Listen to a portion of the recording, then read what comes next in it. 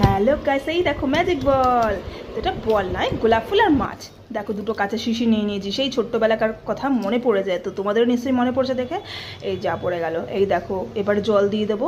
দুটো কাঁচের শিশি, এটা তোমার কিসের শিশি বলো তো? মধু শিশি না হয় কাসন্দি ফাসন্দি, যাই হোক সামথিং কিছু একটা হবে। তো যাই হোক, আমি জানি না, পেয়েছি তাই ধুয়ে রেখে দিয়েছি। আর কাজে লেগে গেল। দেখো জল ভরে নিচ্ছি। এইটা মনে হয় না পুরো ফুল ভর্তিটা হবে, কেননা ছোট ছোট একটা করে প্যাকেট ছিল।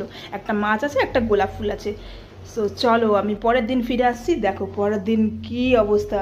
বললাম না ভর্তি হলে তাহলে ভর্তি পুরো হয়ে যেত। একটা প্যাকেট না, তাও বড় হয়েছে। দেখো আরও পেলে নিয়ে আসবো। 10 টাকা করে নিয়েছিল, সেই পুজোর সময় কিনেছিলাম দশমীর দিনকে, সেই সোনার ঠাকুর দেখতে গিয়ে, বুঝেছো, সেই মেলাতে। এই দেখো এটা মাছ।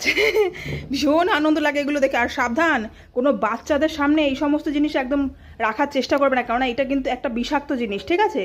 এইটা বাচ্চাদের থেকে অ্যাভয়েড করবে, বড়রা অন্তত। কোনো সময় বাচ্চারা বায়না করলে, যদিও বায়না করে, কিনে জলে মিশিয়ে একদম ওপরে সাজিয়ে রাখবে, যেখানে ওরা হাত পর্যন্ত পাবে না। সো আমার ভিডিওটার কথা কীরকম লাগলো অবশ্যই জানিও, আর ভিডিওটা কীরকম লাগলো অবশ্যই জানিও। Love you all.